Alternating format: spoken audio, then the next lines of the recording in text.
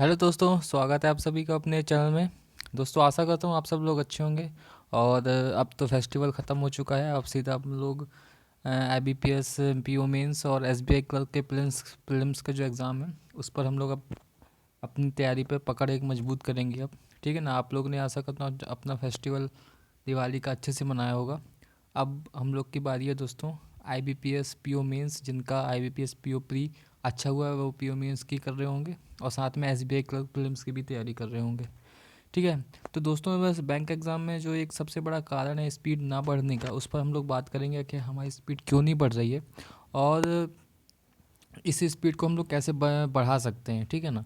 इन सब चीज़ों पे आज हम लोग बात करने वाले हैं कि सबसे बड़ा कारण क्या हो सकता है हमारे स्पीड ना आने का। ठीक है ना, प्री के एग्ज़ाम को लेकर।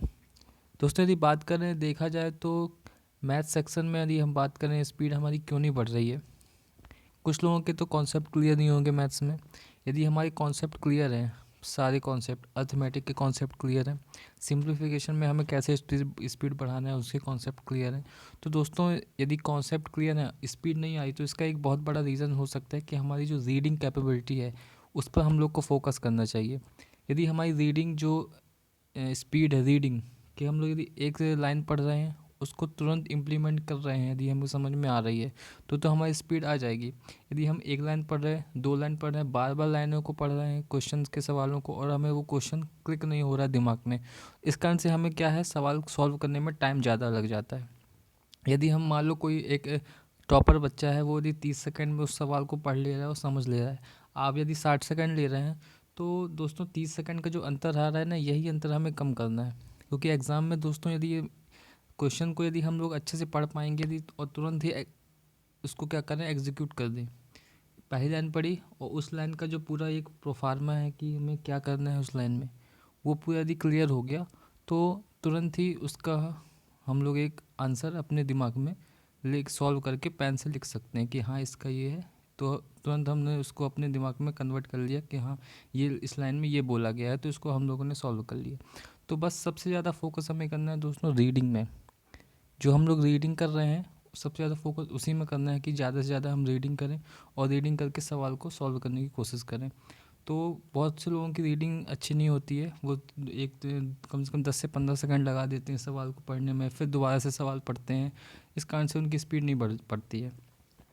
बात करें रीजनिंग सेक्शन में, तो रीजनिंग सेक्शन में भी ऐसे जो पज़ल आते हैं हमारे, जो पज़ल और सेटिंग अरेंजमेंट है वो वाले क्वेश्चन भी दोस्तों आप लोगों ने देखा होगा कि बहुत घुमावदार क्वेश्चन रहते हैं। जैसे यदि मैं एक लाइन पढ़ता हूँ कि बोला जाएगा कि बी जो है वो सी के दाएं से तीसरा है, ऐसा एक क्वेश्चन है।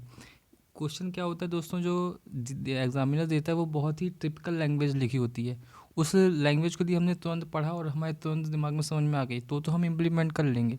लेकिन यदि उसको पढ़ने में यदि दिक्कत जा रही है हमें, तो 2-3 बार हमें उसको पढ़ना पड़ेगा और 2-3 बार पढ़ने से क्या होता है उस समय की बचत नहीं हो पाती है। जिनकी रीडिंग अच्छी है तो वो लोग तो आसानी से सॉल्व कर लेते हैं, इसी कारण दोस्तों उन लोग की स्पीड बढ़ जाती है।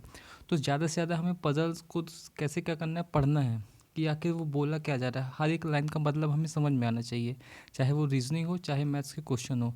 मैथ्स में जो DI दी जाती है केसलेट DI, उस DI में भी हम लोग को देखा जाएगा तो वो भी थोड़ा घुमावदार क्वेश्चन दिए होते हैं, मतलब एक जो लैंग्वेज लिखी होती है मैथ्स की वो थोड़ी टिपिकल होती है। तो उन क्वेश्चन को अच्छे से समझना और फिर उन समझ को क्वेश्चन को इम्प्लीमेंट करना क्वेश्चंस को अपने कॉपी में, तो आसानी से हम लोग उसको कर सकते हैं। तो आशा करता हूँ आप लोग इस चीज़ को ध्यान में रखेंगे कि ज़्यादा से ज़्यादा हमें रीडिंग करनी है, चाहे वो पजल्स की रीडिंग हो चाहे वो मैथ्स में अर्थमेटिक के क्वेश्चंस की रीडिंग हो। तो ज़्यादा से ज़्यादा जब हम लोग रीडिंग करेंगे तो रीडिंग करने से क्या होगा, एग्ज़ाम में हम लोग को दिक्कत नहीं जाएगी। ठीक है। तो रीडिंग करेंगे, रीडिंग करने से हमारे को क्वेश्चन समझ में आएगा जल्दी से, और जब समझ में आ जाएगा एक तो हम लोग का जो टाइम लग रहा है सॉल्व करने में वो सॉल्व टाइम कम लगेगा। ठीक है ना। तो आप ये चीज़ इम्प्लीमेंट करके देखिएगा कि हमें रीडिंग करने से हमारी जो स्पीड पर फ़र्क पड़ रहा है कि नहीं पड़ रहा है। ठीक है। ज़्यादा से ज़्यादा रीडिंग करेंगे तो ज़्यादा से ज़्यादा सवाल समझ में आएंगे और सवाल समझ में आएंगे तो क्वेश्चन सॉल्व हो जाएंगे। तो आशा करता हूँ आप लोग को वीडियो पसंद आया होगा दोस्तों।